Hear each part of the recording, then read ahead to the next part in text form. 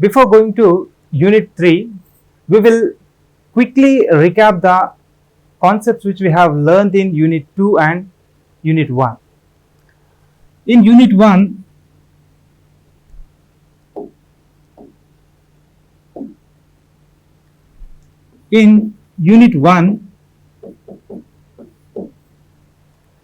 we have learnt the basics of R language, that is how to install R language, how to install RStudio, and basic data structures called the vectors, matrices and arrays.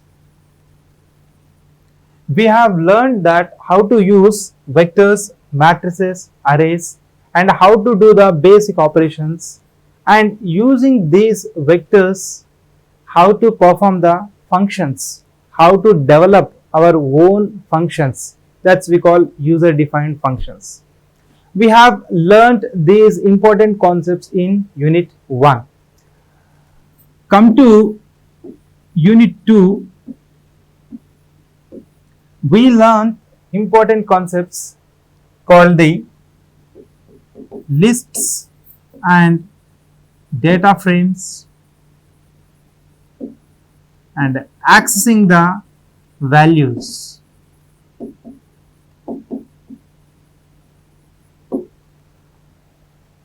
So we have learned what is the purpose of the list and what is the purpose of the data frame, and how this data frame is useful to perform the data analysis, and how we are going to access the data from the data frame, and how we are going to process that, how we are going to add a new column, how to remove a column, how to add the rows.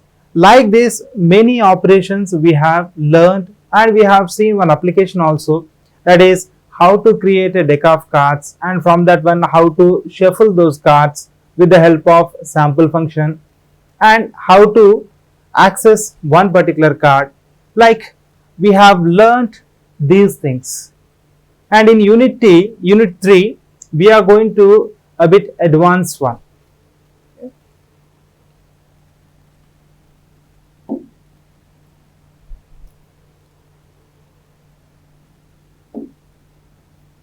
Let's come to the contents of the Unit 3.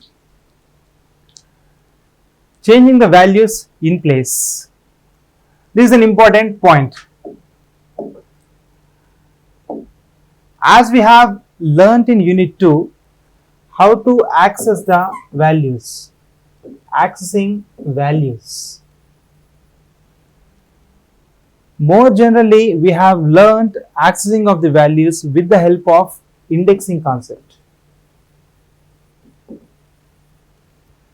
With this indexing concept, we have learnt how to access the values from the data structures such as vectors, data frames and lists. Now we wanted to modify the values. There, with the help of this indexing, we have accessed and we have stored the values into another vector or another data structure. Now the concept is that in place, in the sense within a vector itself, if it is a value 3, I wanted to find out its index, and with the help of that index, this 3 I wanted to replace with some other value, some kind of 6. This we call it as in place change. So we have not stored this 3 into another variable, and later we have not modified. We directly identify the location of the value, that is the index of the value, and we are going to modify that. So how we are going to do these things, we are going to see it in this concept. Next one, logical subsetting. We are going to use logical operators and Boolean operators. How these logical operators are useful to select the values and to replace the values, and how we can use the conditions with the help of these logical operators, and how we can use these Boolean operators in conditions. We are going to learn. And another point is that missing information, that is NA, not available.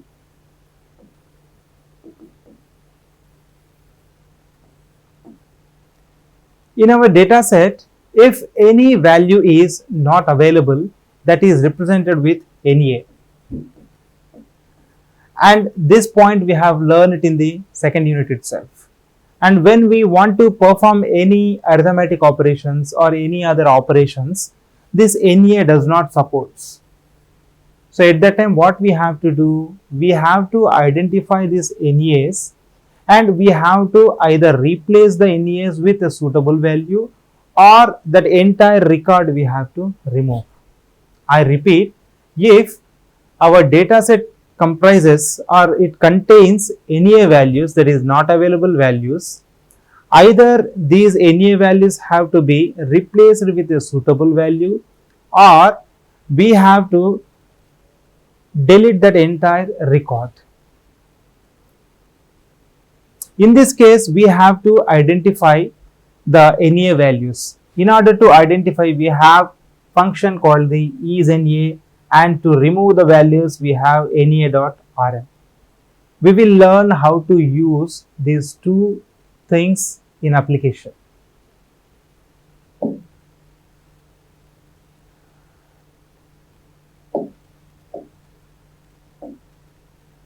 Come to the next point, we are going to learn programming strategy.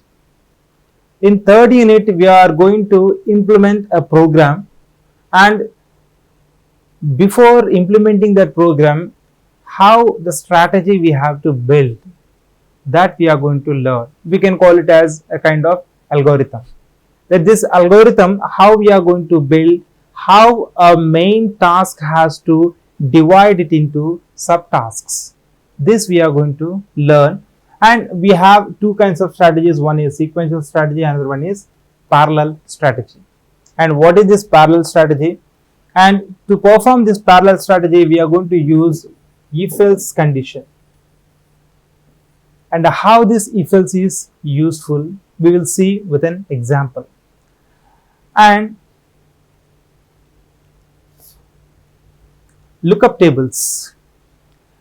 This is another data structure kind of thing, and this is like we are going to have an item and its corresponding some value we are going to have.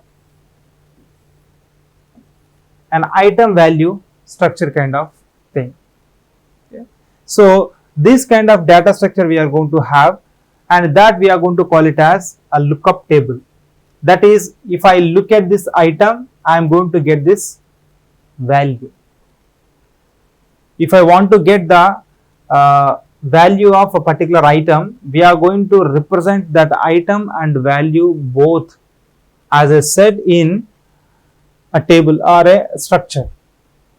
It's nothing but a vector kind of thing. So from that, how to access the data, we will see with an example. And finally, we will learn the usage of these if-else conditions and program strategy and lookup tables with the help of implementing a project or a program called the slot machine. In next lecture, you are going to learn that how this slot machine is going to be implemented, what is the slot machine, what is the strategy we have to use to build this slot machine. Okay.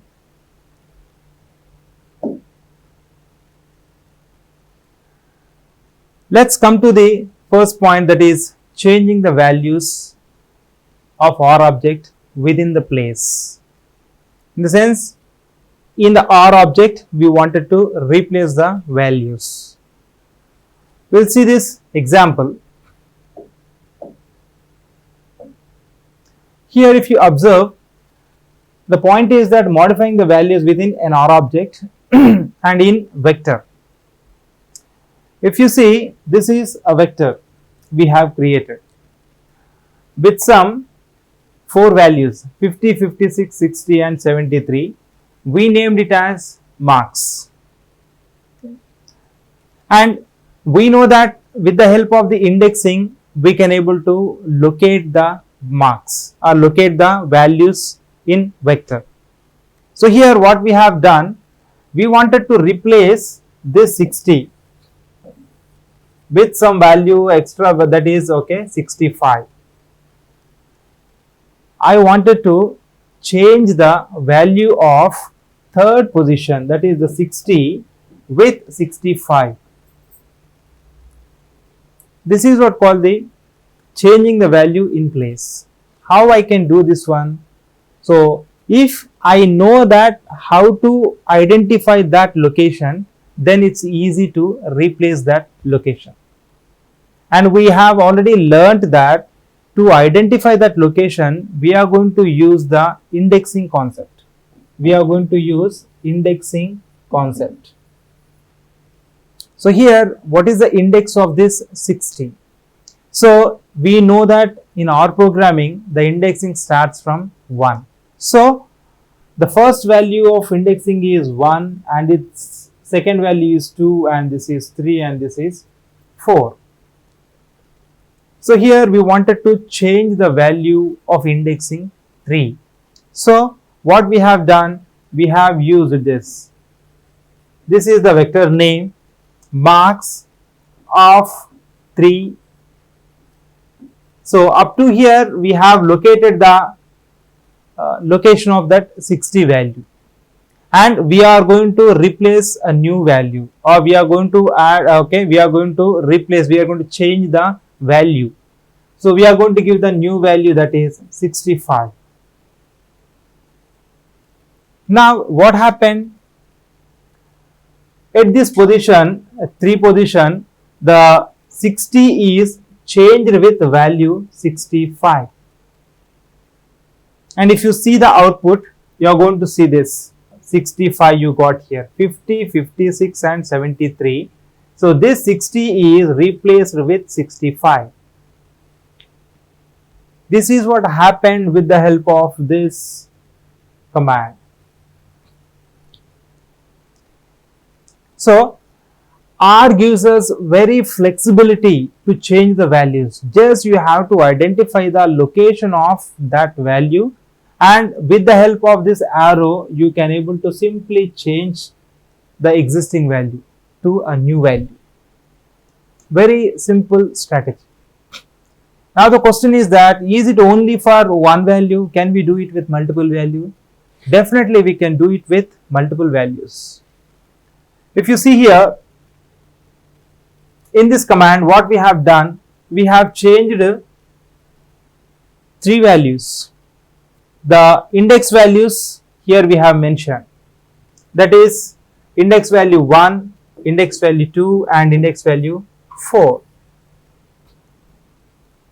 So these 3 index values are going to be replaced with these values 50, 60 and 75. So ultimately if I see the entire vector, I am going to get this vector. So my first vector was 50, 56, 60 and 73. And from this vector, first we have modified the third location, third index value 60 to 65. And later at a time 3 index values we have modified, 1, 2 and 4. That is 50 has become 55, 60, 56 has become 60 and 73 has become 75. We have replaced by passing this new vector. So now we have changed the vector entirely. This we call changing the values in place of our object. Here what is our object? Our object is nothing but a vector. And in this vector object, we have some values, that is the 4 values we have, and with the help of the indexing, we have modified that value with the help of this assignment operator. So simply we have to write the vector and the index values and assignment, and here we are going to give the new value. If it is single one, you can give the single value. If it is multiple values, you have to pass it as a vector itself, like here what we have passed. This is an example with vectors and how to modify the values.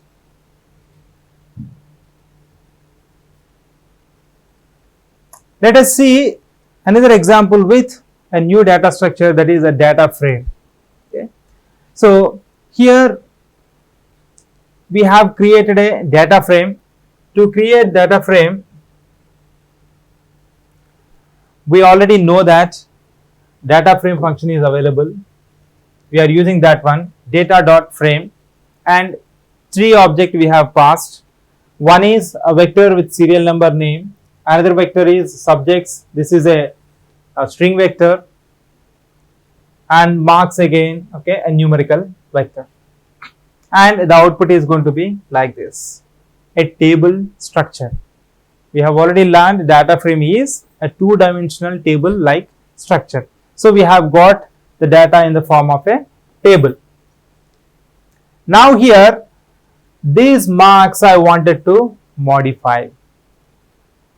Assume that we have entered a wrong marks, or okay, somehow marks have not properly entered and we wanted to modify that. So in this case we have to identify that in which column we are going to do this modifications, first point. And another point is that which row we wanted to modify, that index location we have to identify. Okay. So the index values obviously starts from, this is 1, this is 2, and this is 3, this is 4, and this is 5. These are going to be the index values. The same way as vectors we have modified we can do. But how we have to identify this particular column, that we have to know. Let us see that. See here. So first what we have done, we have used dollar symbol. We have learnt while we are discussing the data frames, dollar symbol is used to identify a column name. So this is my data frame and dollar, and here I am going to use my column name. This will select an entire column. So the same way here we have done df1 dollar marks, and here what we have done, so we have mentioned the indexing, that is C of 1 comma 3. As a vector we have passed index value 1 and 3. So the first index value and the third index value it is going to return. So what we have got 50 and 74. Let us see that what it has given. So 50 and 74. This is the first index value and this is the third index value. So like this we can able to select the values, and now these values we wanted to replace with a new value. See this, the same command we have used, and we have used this arrow mark with C 80 comma 87, that is a vector. Two values we have passed. So the 50 and 74 are going to be modified with or changed with 80 and 87. So here if you observe, this is my first index value and this is my third index value. These two are modified with 80 and with 87. Previously those values are 50 and 74. So those are now modified. You see this output. So this is how first we have to identify the index values, and later we have to replace with new values. We have to pass the new values. Very simple manner we can do this one. Now the question arises that till now we are saying that one, okay, we have to pick the third index, we have to pick the fifth index, we have to pick the ninth index. Here we have a problem, that is, we already know the index values, then we can able to directly write down that index value. Assume that we are dealing with lakhs of records. So we don't know what is the index of a particular value. It can be 1 lakh, it can be 1,50,000, or it can be 1,70,000. We can't count that one. If it is 10 or 20, or if it is maximum 100, we can count that one, where is its index. But practically, when we are working with the lakhs of records, it's not at all possible to identify the index value. So for that one, what we have to do, we have to identify the index values with the help of some conditions. If certain condition met for those values, you have to identify those locations, the way we have to mention. So for that one, definitely we have to go for conditions. Now the question arises, how, what are these conditions? In generally, the conditions are, okay, less than, greater than or equal to, less than or equal to, these kind of things. Even in real life also, we are going to use this one. Like such as, if I have an entire class and I wanted to identify the students who got less marks, that is less than 15, assume it. So what I'll announce that students marks who got less than 15, please stand up. So what I am making a condition. That condition is student marks less than or equal to 15. I am mentioning this one. So this is my condition.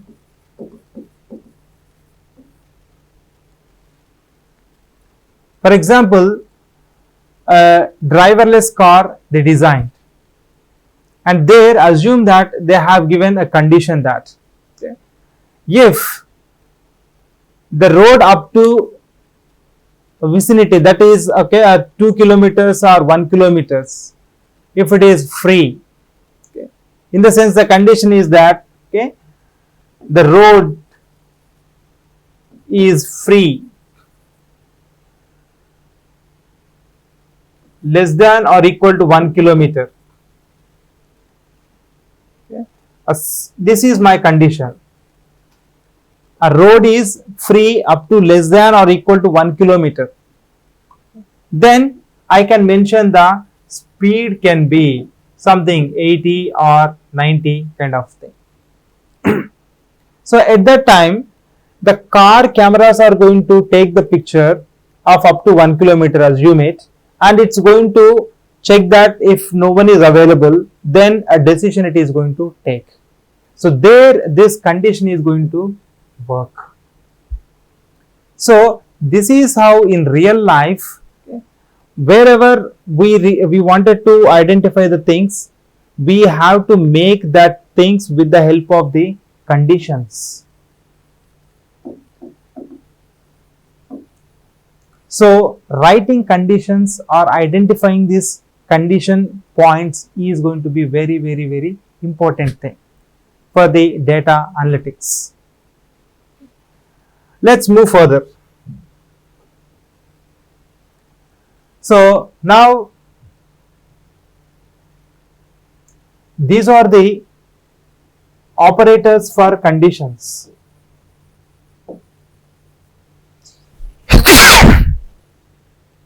Excuse me.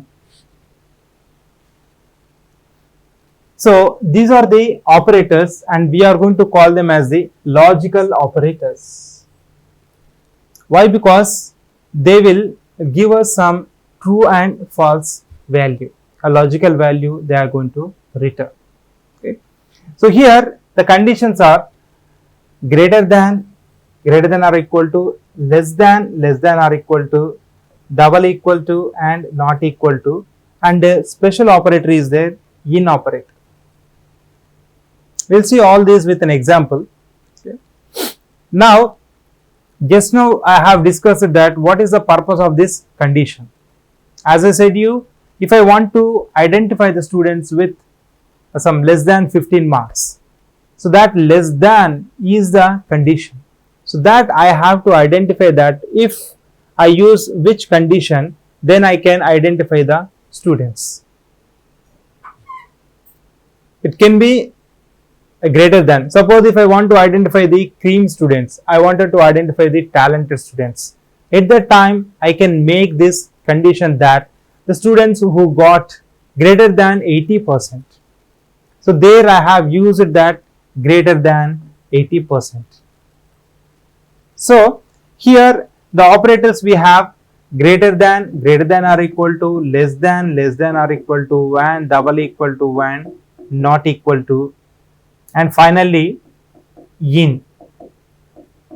If you observe, the in operator is embedded between the percentage symbols.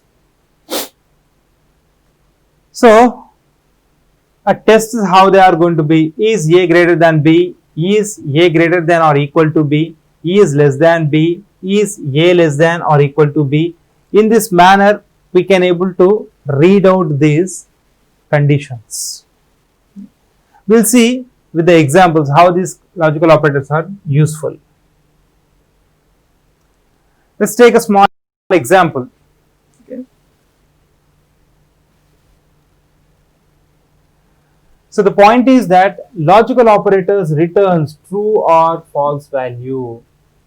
Important point, true or false value.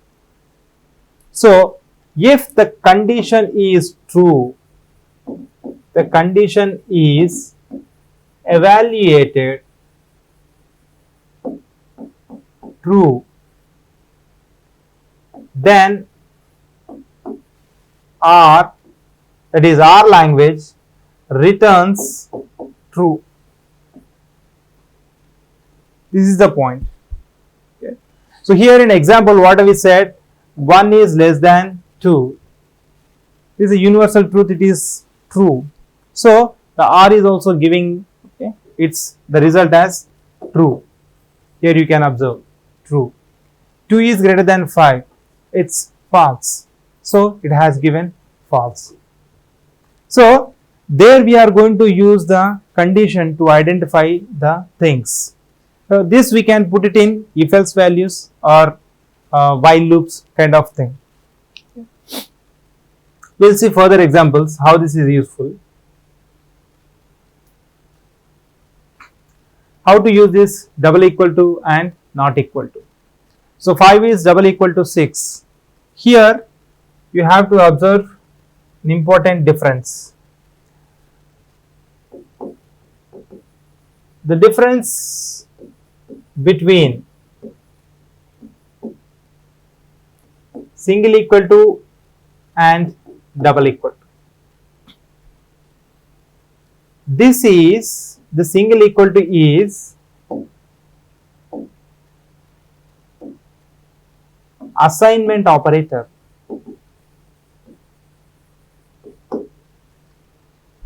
Of course, in R we are going to use most of the cases this arrow for assignment, but this R accepts double equal to also.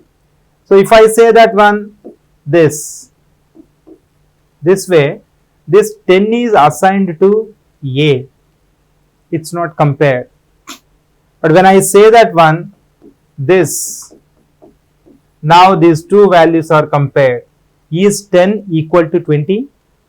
This is the question arises with this one. This is the condition it's going to check. Obviously 10 is not equal to 20. So the result you are going to get is false. Oh, okay, 10 is not equal to 20. So the result we are going to get is true. So 5 is equal to 6. Here we have given. So 5 is not equal to 6. So 5 is double equal to 6. It has given false. Okay. So 5 is not equal to 6. This is true. So it has given true. So this is the way the logical operators are going to return true or false value. And come to this in operator. What this in operator will do is, it's going to check that whether the left side value is present in the right side value or not. Means it's a kind of a set operation. Here if you observe whether this 5 is present in this vector or not. If that value is present in that vector, the output will be true. If the value is not present in that set, it's going to return false.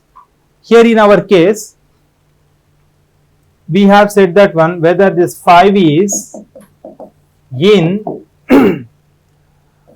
vector 1, 2, 3, 4. Obviously, we have not written the 5 in this vector. So, the 5 is not in this vector. So, the output it is going to return is false, because the 5 is not present in this list or in this vector. So, this is how we are going to use these conditions and these conditions are going to return this true or false. Now, the question arises, how this output true and false is useful for us. This true and false is useful to identify the index value of a vector or a list. This is an interesting point. Okay, use it to identify index value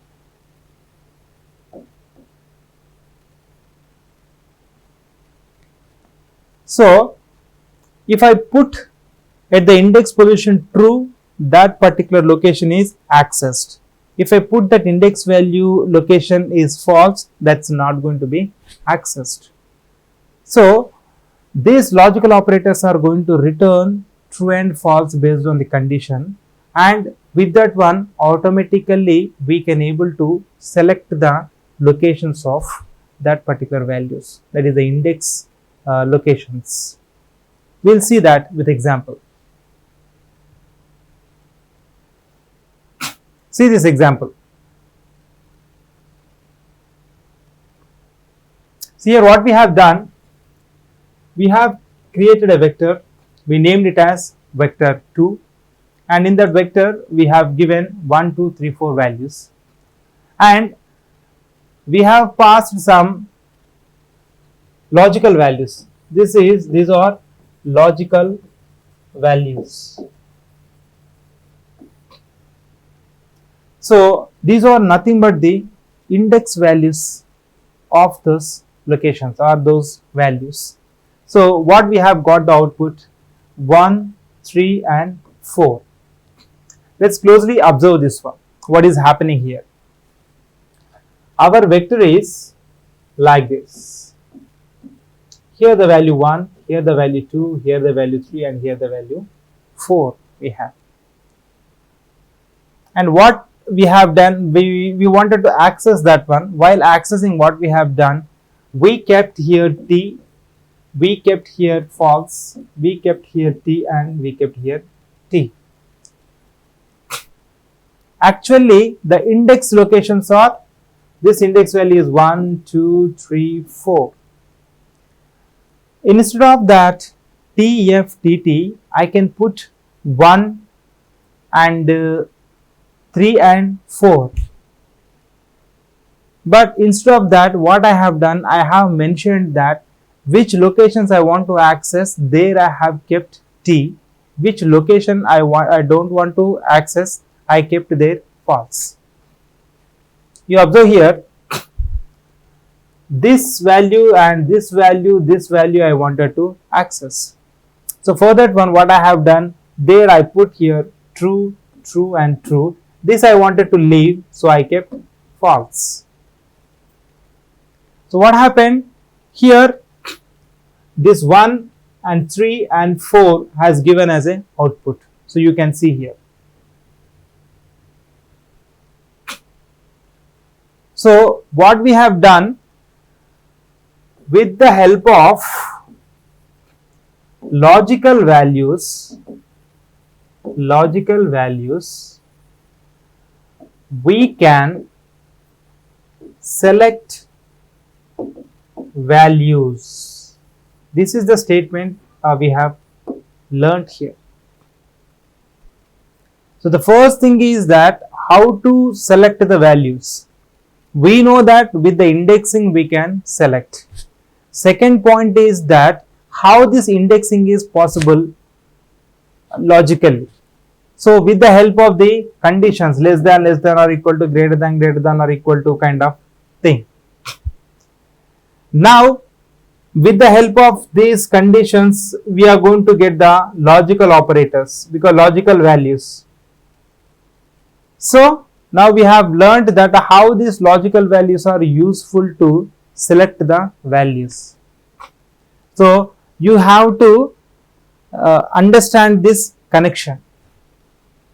So I'll go a bit detail. So our first point is that we have to select the values.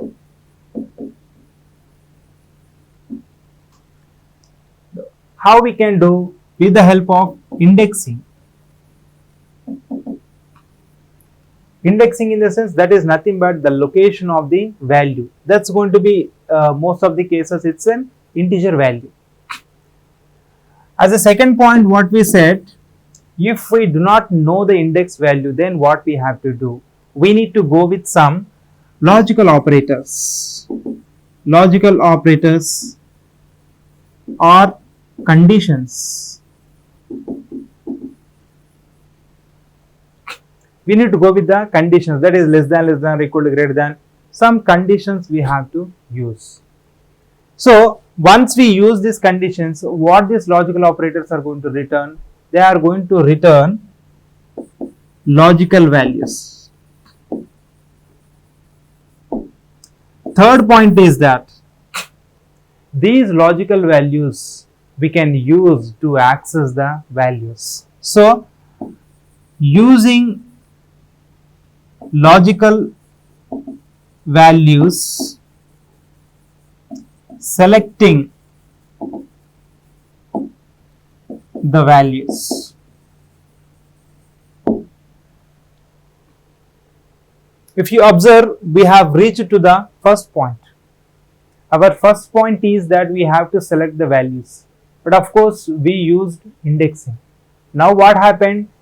We are doing the same, selecting the values, but with the help of this logical values. And how these logical values can be generated? These logical values can be generated with the help of these logical operators, that is less than or equal to, greater than or equal to. So ultimately we have filled this circuit. So we need not to remember the index values. All we need to do is that we should learn how to use this conditional operators, that is logical operators, less than or equal to, greater than or equal to. If we know that how to use these things, we have learned that how to select the values. That we are going to see with an example.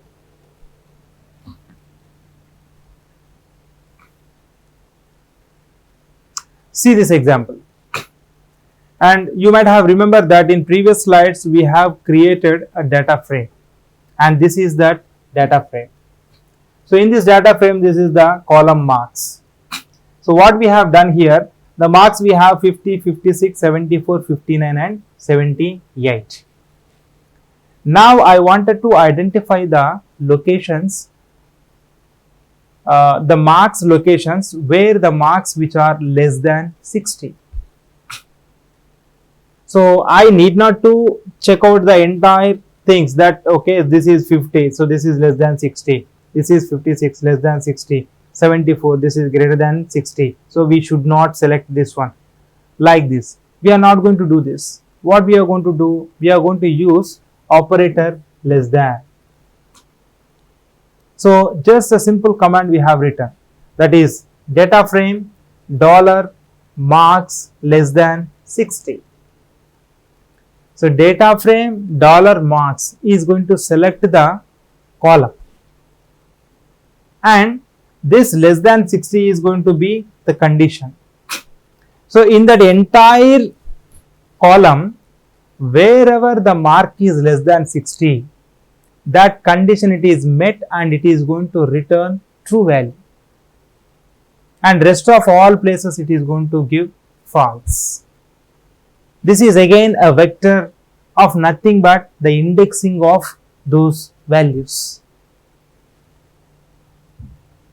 So if you see the output, true, true, false, true, false. What happened here? This is met the condition. This 50 is less than 60. So it has returned true value. So there the index value we got is true. And it is also the output is true. This is false condition because this is greater than 60. And again this is true. And this is again false. So if you observe, okay, we don't know the index locations as it is 1, 2, 3, 4, 5. We need not to worry about that one. Just we have given the condition, and this condition has automatically identified the locations without using the numerical index value. Here we have used the logical indexing. Logical indexing is happened. So wherever we have true, it's nothing but that index location is identified. Wherever we have false, that index we have left. So we have identified the things. Now the point is that if I want to modify these values, just simply I have to pass, instead of the numerical indexes, I am going to pass this logical indexes, and done. We are going to modify the values with the help of this logical indexing. We'll see the example. See this, selecting the values using logical operator. So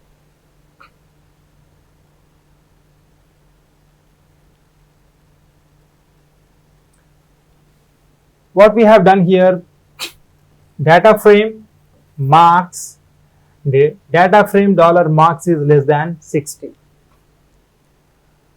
At this, what we have done is we have selected the entire column marks.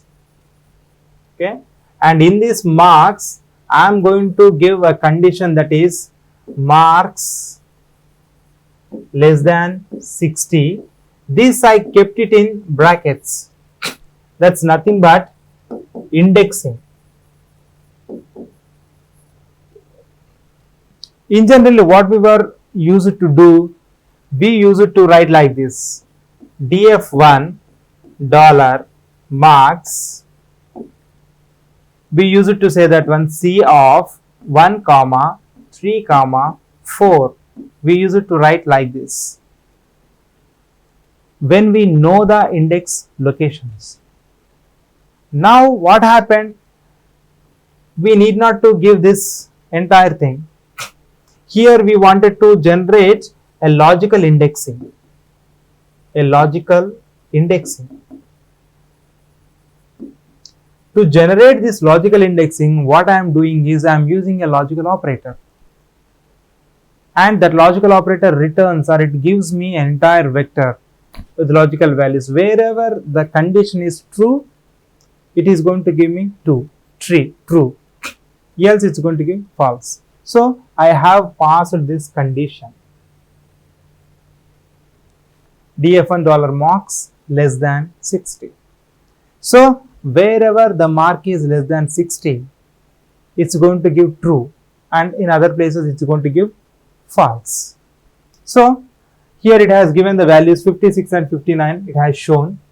Okay, now what we have done in this command, again the entire column we have selected, and as an index location we have given this condition less than 60, and we said that when you replace the values with 90. So the locations were only two, that is 56 and 59, and 56 and 59 values were replaced with the value 90. So the original values were here 80, 56 and 87 and 59, and now these values are replaced with 90. So this is the output we got.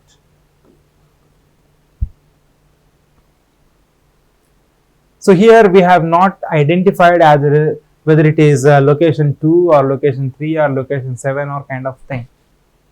We just set the logical condition. Wherever the value is less than 60, you just modify it with some other value.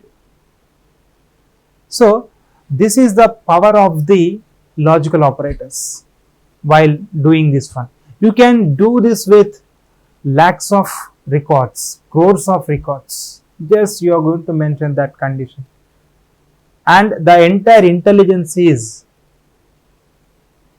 therein designing that condition. How meticulously, how clearly you are going to mention that condition, because wherever that condition is possible or applied, okay, applicable, the value is going to be modified. So if it is you are working with the crores of records and that condition is met for the lakhs of records, that lakhs of records are going to be modified. So while designing the condition you have to be careful, and rest the computer will do, the R programming will do. Okay, so we have realized that how these logical operators are useful to change the values in place. So our first objective was fulfilled, that is how to change the values in place of our objects. Even with indexing we have seen, without indexing, with logical operators, how we can do this. Okay. Now the question arises that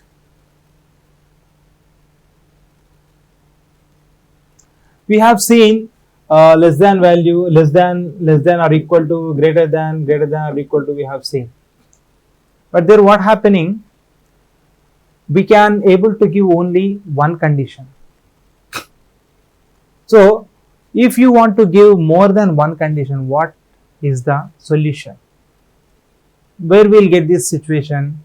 For example, you wanted to add a 2 marks to the students who got greater than 40 and less than 50. So here your condition is that the students who got less than 40, greater than 40 marks but less than 50, in the sense they are between 40 and 50. For these people, as a boost up, you wanted to add 2 marks. Now you have to select the marks locations where the marks fall between this 40 and 50. So here you have to mention the 2 conditions, and these 2 conditions should be met. That is, one is asking for the greater than 40 and one condition is asking for the less than 50. So in this situation we are going to use Boolean operators. We are going to use Boolean operators.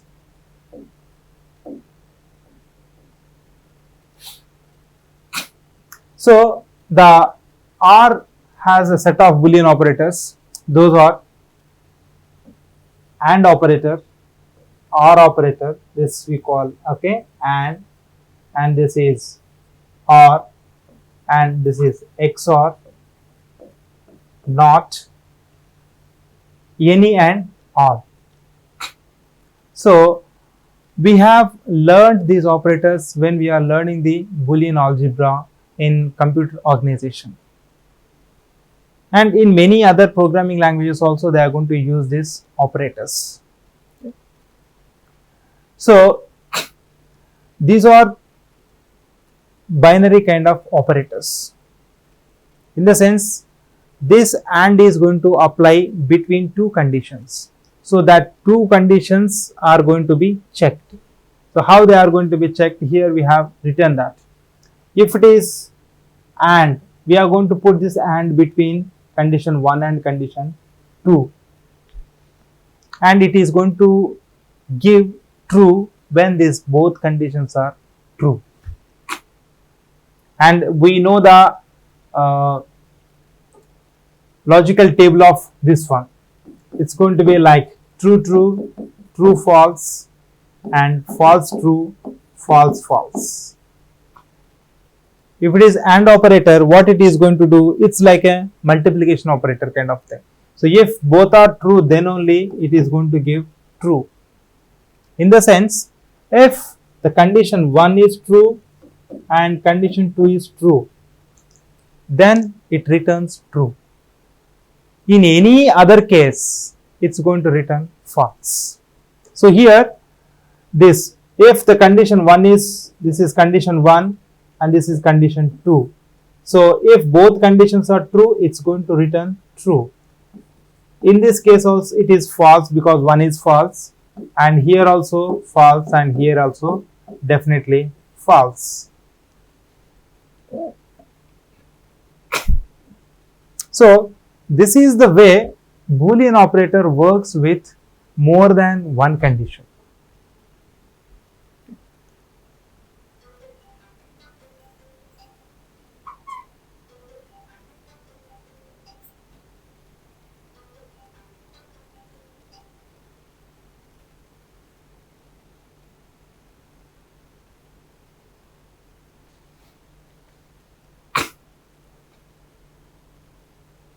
Come to OR operator.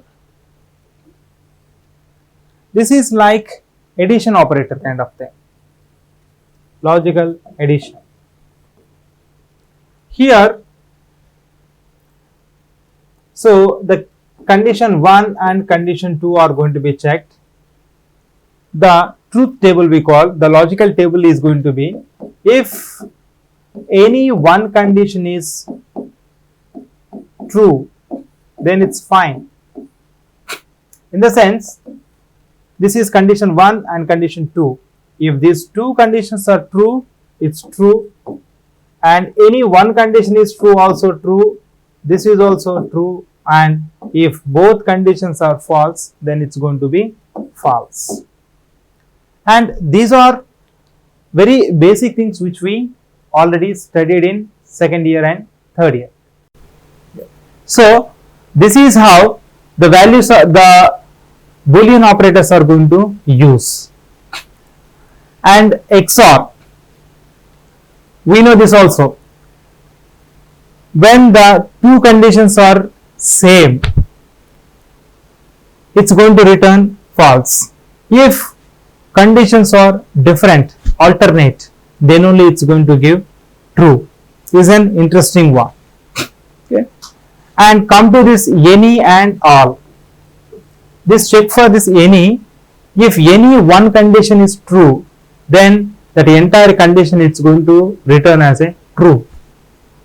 And when it's check for this all, if all conditions are true, then only it is going to return true, or else it's going to give us false.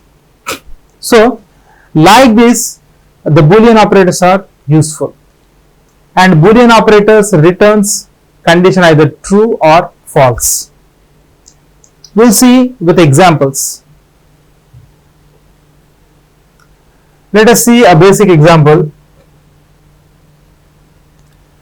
We have taken A equal to 10 and B equal to 20, and we are going to start using this Boolean operators or conditions.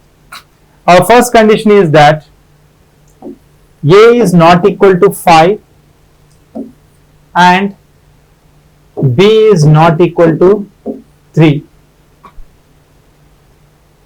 So what we have done, we have already assigned A equal to 10 and B equal to 20, and we are saying that we are asking the or that you check that, okay, A is not equal to 5 and B is not equal to 3. Yes, it is true, because A is 10 and we are saying that it is not equal to 5. A is 10 in the sense A is not equal to 5. So this condition is true, and B is not equal to 3 is said. Yes, B is 20. So 20 is not equal to 3. So this condition also true. So if both conditions are true, the output will be true. So the output we got is true. Let us see further examples. Here what we have done, A is not equal to 10 and B is not equal to 20 we said. We have already mentioned that A value is 10 and B value is 20. And now what we are saying that A is not equal to 10 and B is not equal to 20. This is false. So this condition is false because A value is 10 only. And we are asking that it's not 10. What do you want to say? This is false and this is also false. So both are false. So both conditions false. It has given false. So the output is false. And if you check here, one condition is true, another condition is false. So A is not equal to 10. This is false because A value is 10 only. Whereas B is not equal to 2. This is true because B value is 20. So not equal to 2 is true. But what happened? One false and another is true. So the output we got is false. So that is false. And here this condition is false and this condition is true. Again this is also we got false. And we know that any one condition is false, the output will be false. So this is how the Boolean operator with two conditions is used.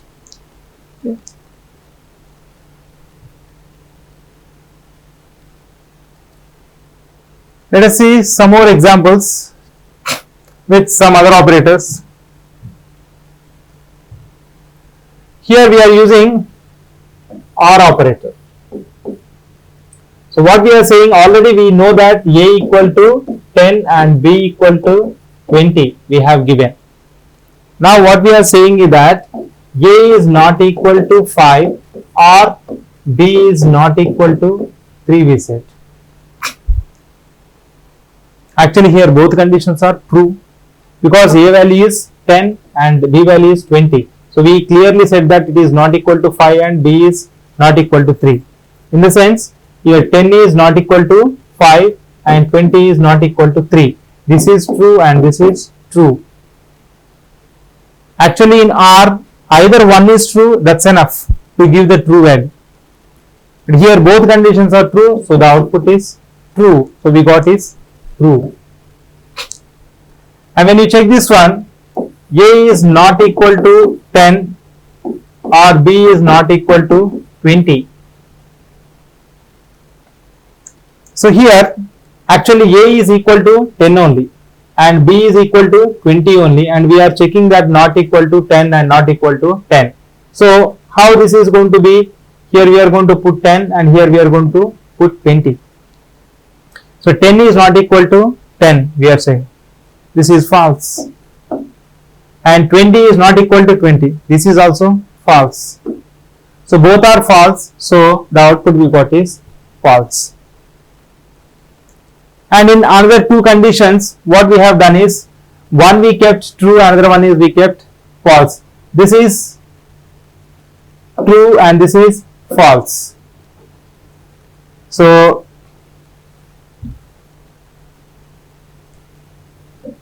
in this example, A is not equal to 10 or B is not equal to 2 we said. So in A place we are going to put 10 and here we are going to put 20. Now 10 is not equal to 10. This is false. So it's going to be false. And 20 is not equal to 2. Yes, 20 is not equal to 2. This is true. So it's going to be true. So the output is true because If any one condition is true, that's fine. In last case, we said that A is not equal to 3 or B is not equal to 20. So here if we put 10, here if we put 20. So 10 is not equal to 3. Yes, 10 is not equal to 3. This is true. And 20 is not equal to 2. 20 is false because 20 is equal to 21. So it is false. So here one condition is true, another condition is false. So the output will be true. So we got true. These are all executed in RStudio. So come to this NOT operator, how it works. So NOT works different way. That is, if 0 is there, it is going to treat it as false, and greater than 0, any value is there, okay, it's going to treat it as true.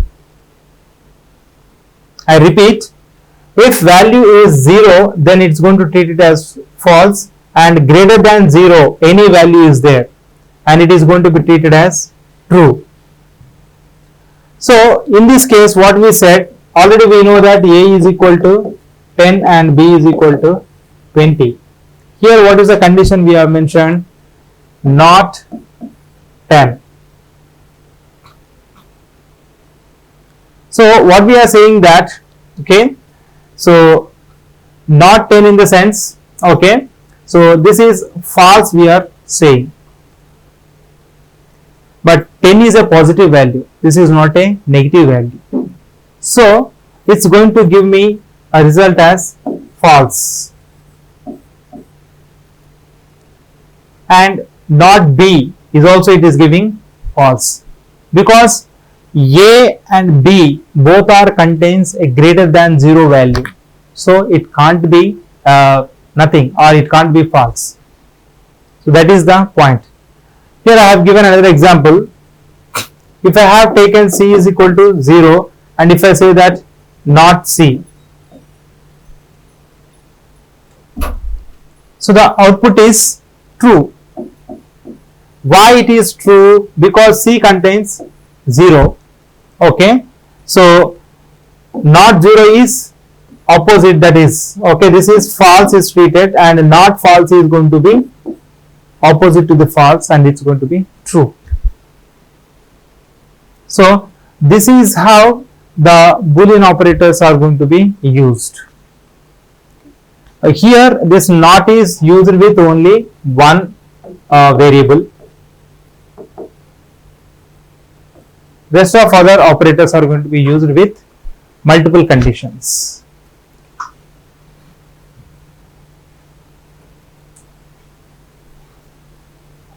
This is an example for the XR.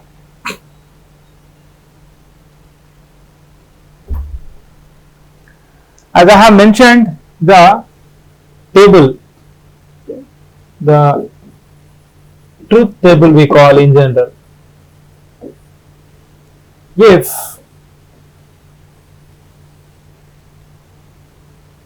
not this one, these two, if you observe, okay. 0 1 1 0, if both conditions are, one should be false and another should be true, both conditions are different, then only you are going to get the output as true. If both conditions are true or both conditions are false, you are going to get false. You are going to see with example, A equal to 10 and B equal to 20 we have. If I check that one, A is not equal to 5 and B is not equal to 3. Here it is true and here it is true. So the output is false. Here also, okay, this is false and this is false. Both are false, so the output is false. Here, this is false and this is true, so the output is true. and this is true, this is false, so the output is true. This is the way we can able to use these Boolean operators to represent the conditions.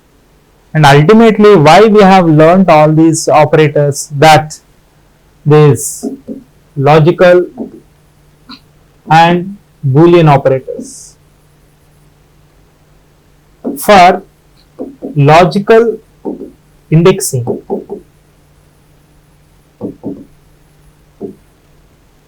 we have learnt all these operators to represent this logical indexing. Why? Because normal indexing is not possible with the large set of values. So because of that, we have used this, we learned this Boolean operators, and we are going to use these operators to select the values with logical operators, and we call this is logical subsetting.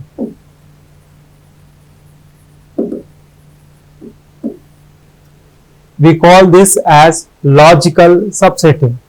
So logical values we are going to use, that is true, false, and subset from the large set of values which condition is met, only those values are going to be selected. That's nothing but a subset. From a large set of values, we are going to select a subset of values with the help of logical values, and this we are going to call it, we are calling it as logical subsetting.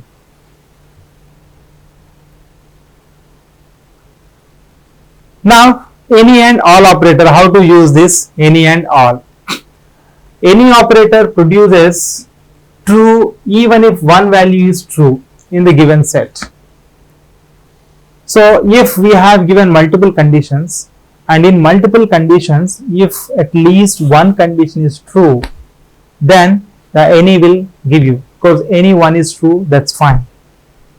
And all will return true when only all conditions true, or else it's going to give false. If any one condition is false also, it is going to return false one. So this is the way the operators are going to work. We'll see with example. See this example. This is vector 1. So in this vector 1, we have mentioned the logical values true, false, true, true, true, and we said that any of vector. So is it going to true or false? It's going to return me true. Why? Because in this vector we got more than one true value. Because of that, it has given true for us. Whereas all vector, it has given me false. Why? Because all are not true. One is false. So even one is false, then the all is going to return false. So we got output as false because all are not true. So this is how the all and any are going to be used.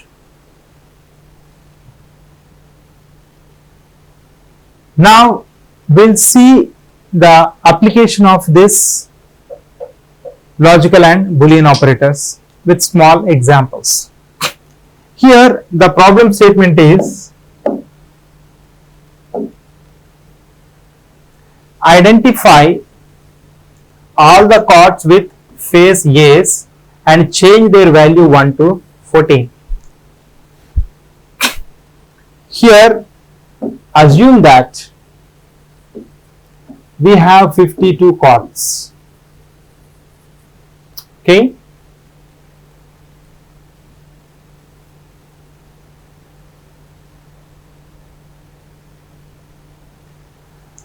Assume that 52 chords, and these 52 chords are divided into 4 suits.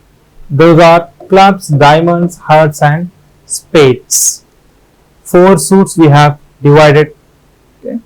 And from these 4 suits, each suit is going to contain values ace 2, 3, 4, 5, 6, 7, 8, 9, 10 and jack, queen, king. Okay. In the sense, this ace value is going to repeat for 4 times. Ace with clubs, ace with diamonds, ace with hearts, ace with spades.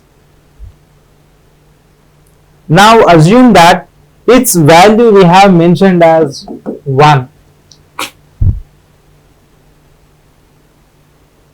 Now in this vector, so here our vector size is 52. So in these 52 values, I have to pick 4 values where the face value is yes, that is the face name is yes, and its value wherever we have 14, that I have to modify. Sorry, if it is value 1, I have to modify it to, that is change to 14. Change to 14. So assume we are having a 52 cards deck, that is a data frame. In the data frame we have 3 columns, that is face and suits and value.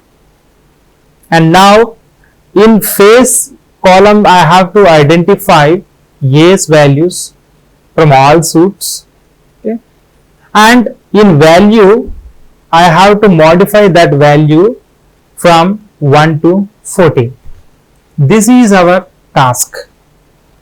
So how these logical operators and Boolean operators are used to achieve this task, we'll see. So what we are doing is, initially with the help of this read.csv, we are loading this deck data frame. There's a 52 cards, we are going to call it as a deck. We have loaded that 52 cards deck. Okay. And this is how it's going to be, the deck. So the column names are face, suit and value. So our task is that we have to identify this yes. Wherever yes is there, I have to identify that yes, and corresponding value, this 1, I have to replace it with 14. So how many aces we are going to get? As we have 4 suits, we are going to get 4 aces. And how I can get this yes? This yes is going to be located in column face, and corresponding location I have to modify is value column. In this value column, wherever the yes is there, I have to replace this 1 with 14. So our steps are, okay, locate all yeses, then replace its value column with 14. This is what we have to do. With a simple command we can do this one. See this.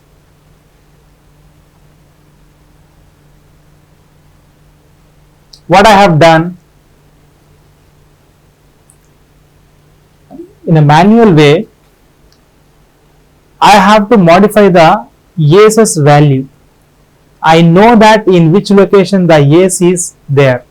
So in first suit it is in 13th location, in second it is 26, in third it is in 39, and in fourth it is in 52.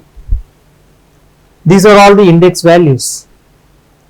And what I have done is that, okay, so these index values are passed the 14 value, because if you observe, these index values are having value 1. and these ones are replaced with 14. Simple way. But now the question is that, are we going to get these yes cards always at these positions? 13, 26 and 13 and 52. There is no guarantee. There is no guarantee that always the yeses, the 4 yeses are going to be located at the index values 13, 26, 13 and 52.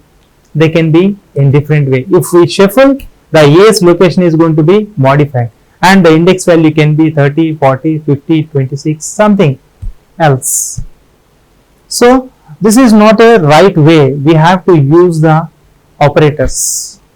Okay. So how we are going to do that? So this is the way we can able to identify the things. See this.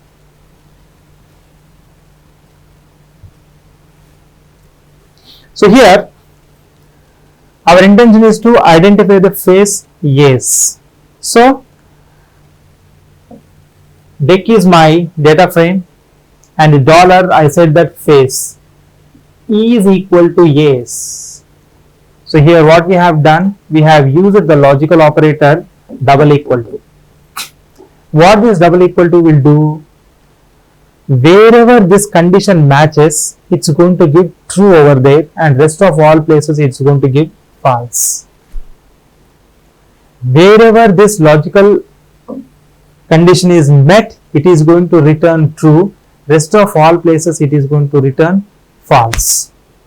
So if you observe, these are all values will be 52 because it's a 52 values data frame, 52 column, 52 rows, 3 columns and 52 rows. So the phase column has been displayed here. Okay. If you observe, you are going to see 1 true value, 2, 3 and 4. 4 true values you found. In the sense, these are the locations of the yeses. Yes locations in phase. And you need not to worry about the index number. It can be 13, 20, 40, 50, nothing. It can be anything. Here with the name we have identified that. Where yes is available, where in phase, where this yes is compared. When it is found that match, it's going to return true, and it has returned that at this place it has written true, at this place and this place and this place. At 4 places we got true. So nothing but we have identified the index locations with logical values. And now using this result, I should be able to modify the values. We'll see that how we can do. Now here what we have done, this command is identified the 4 locations of yes, and those index values I am going to pass to the column value. So what happened, this is my phase column and this is my suit column and this is my value column, and somewhere we got yes here, so we got a true here, here we get yes true and yes true, yes true, rest of all we got false, and this total are 52.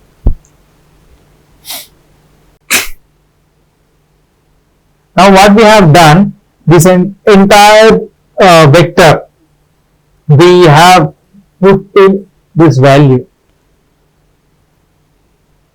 So what happens, wherever I got this true, it's going to identify this is the location, this is the location, this is the location and this is the location.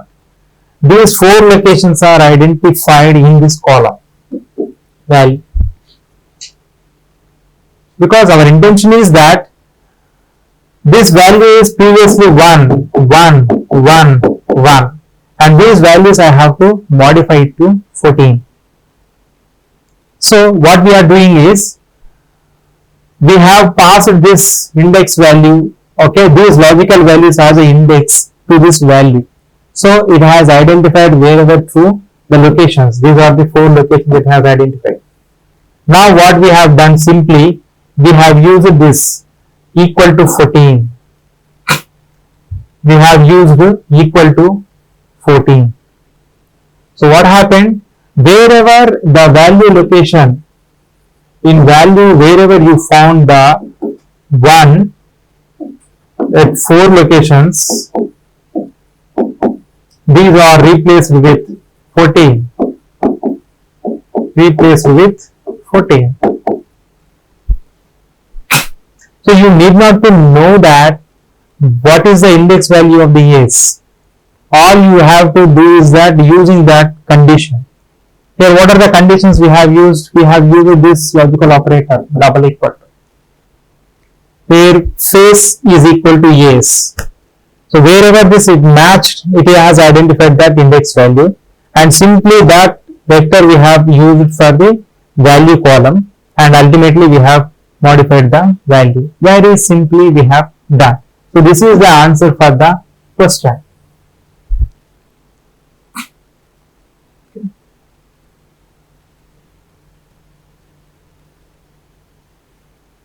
Now another question is, identify all the cards with suit hurt and change their value to 1. Now here the point is that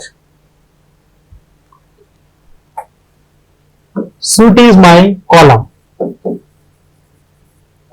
So the suit hurt I have to identify. Of course we have 4 suits and each suit contains 13 values. So 13 hertz we are going to find, and asking that all hurt values have to change to 1 and change the spades suit and queen card. We have to select entire spades, and under that one we have to find for only one card whose face is queen. This is the face queen, and again its value I have to make it 0. So these conditions we have to understand. So we are always saying that suit, we said that face and value. So suit is equal to asking for hurt. So this condition is going to select the all hurts, and again here spades, suit is double equal to spades. This will select the entire spades, and face is equal to queen, double equal to, it's going to identify only single card. Of course here if I don't mention the suit, it is going to identify 4 queens. So by this way it's going to identify the locations. We have to mention properly the condition so that the required thing we are going to get. So the steps we have to follow is that first we have to make all the card values to 0. We have to make all the cards to 0. Then identify the hurt suit and make all their values 1. And finally value 1 to the selected indexes. Wherever the index we wanted to identify, we identified, there we wanted to mention it as 1. See this. First step, all values I wanted to make 0. So this will identify the column, the value column, and in this value column all values are going to become 0. Then I am going to identify the suit hertz, and we know that each suit contains 13 values, so wherever we got the hertz we are going to get true. So if you observe from here to here, here to here, 13 values as given true. So these are all belongs to hertz. And what we are doing is that in value, for value we are going to pass this all hertz, and we are making 1 its value. So this command, what it is going to do, okay, all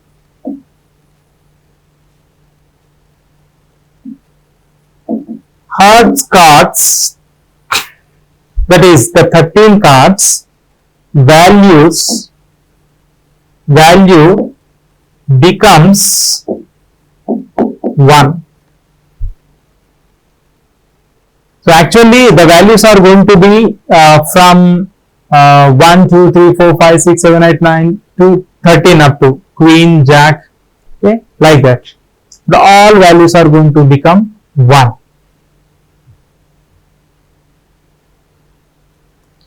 And now the other condition was spades of queen is set. Okay, spades of queen.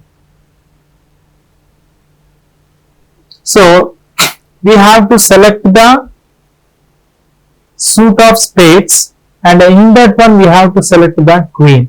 Now here, with the help of the logical operator, we have to use the Boolean operator also. So the logical operator we have used is equal to, and we have used a Boolean operator. Boolean operator we have used.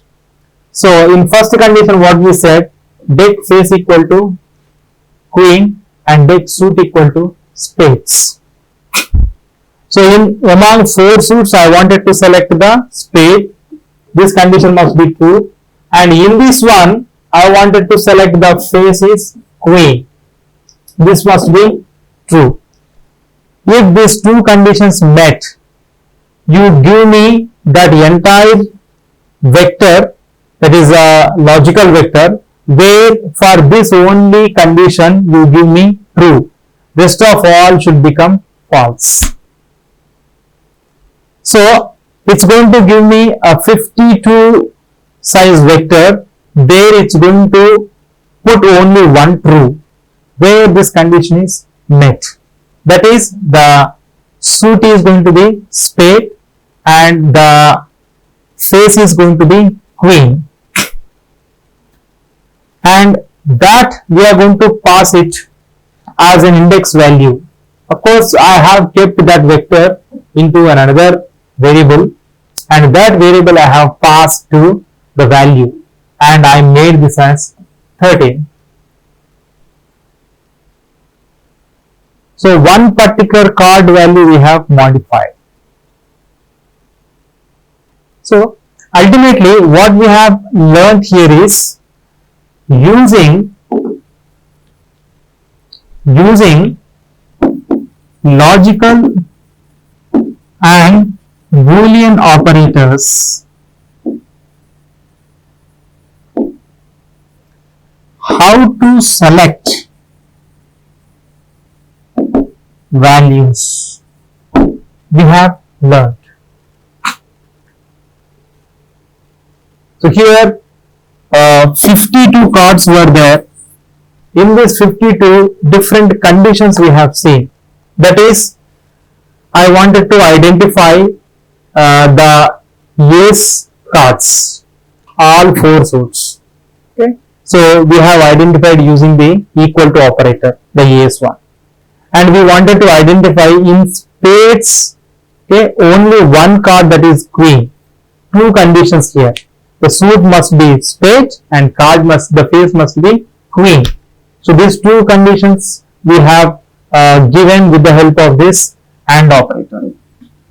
Like this, we can give multiple conditions and we can identify one particular location with the help of this condition. So we need not to remember the index values or index locations. The automatically with logical operators, the indexing is going to happen, and this we are calling it as logical subsetting.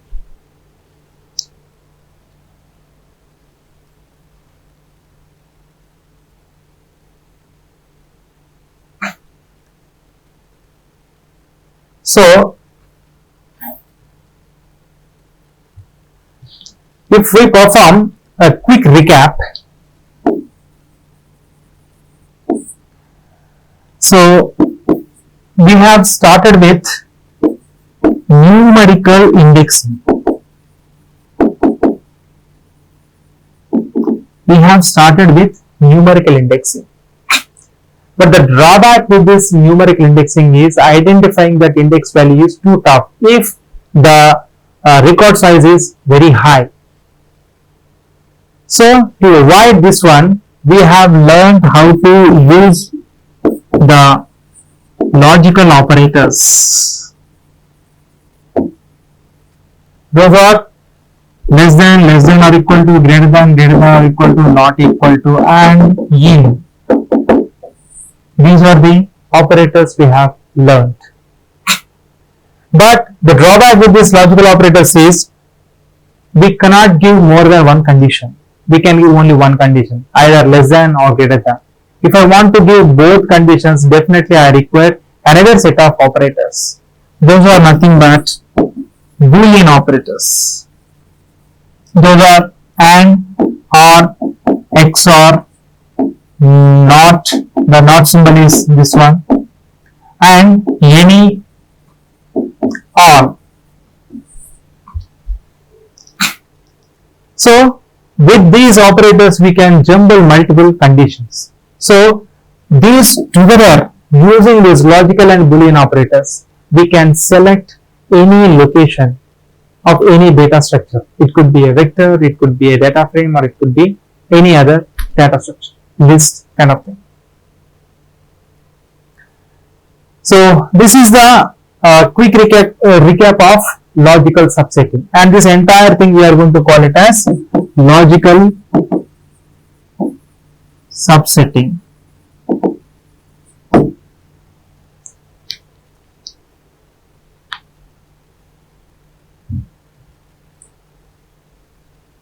Now we are going to see another important character we are having it in R, that is NA, not available. So this NA, not available, whenever we get the data from outside world, sometimes we may not get some true data, or in that case what we will do is that we are going to leave it as we don't know. So instead of putting the don't know, we are going to use a special symbol called the NA, that is not available, we are going to use. But how to handle this NAs? Because suppose if I have some marks, that is a 50, 60, and this student marks I don't know, and I'm going to keep it as NA, and rest 70, 80, 90 like this.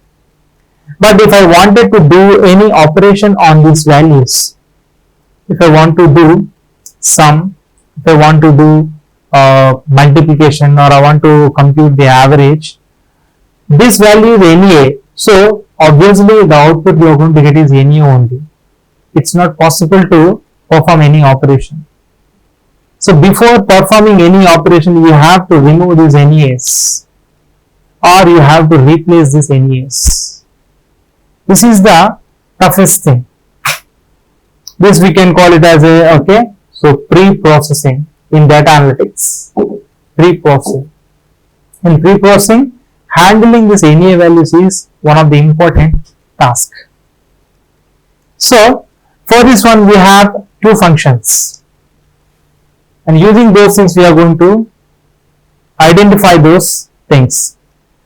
So this character is used to handle missing values, okay, and the output with this NA is going to be NA only. So see this example, how we are going to handle this NAs. Here if you see, this is my vector, okay,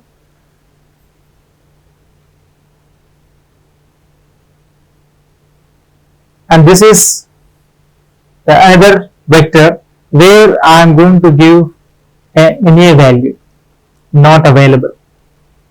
Okay. So when I keep this NA, if I perform this main without using this NA.rm, that is not available dot rm means remove equal to true. What this argument says that while you performing this main, you have to remove this NAs, or you do not consider this NAs. So here if it is not considered, the value is going to be 2.5 and the same result you are going to get with or without. So this argument NA.rm is very much useful when we are handling with NA values.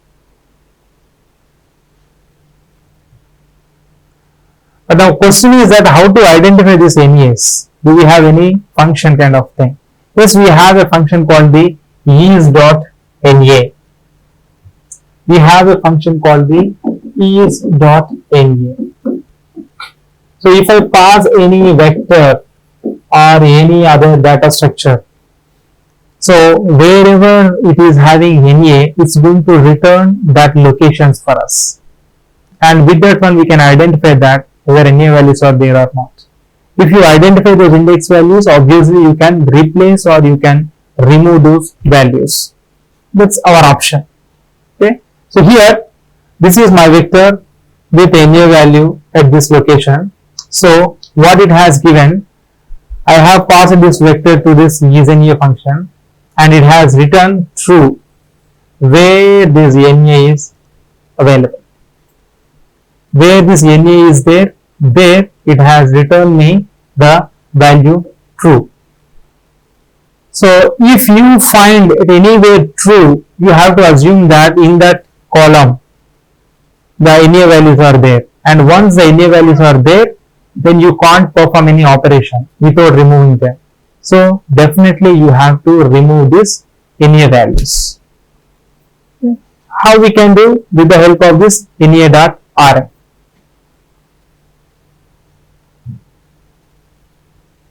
So come to the summary of this session. In this session we have learned that how to do this logical subsetting with the help of logical operators we have learned, and how to use these Boolean operators for multiple conditions, and we have learned isNA and NARM functions. This NARM is to remove those NA values while performing the statistical operations such as mean value and standard deviation, and isNA is used to find that whether NA values are available in a vector or not. Thank you for watching.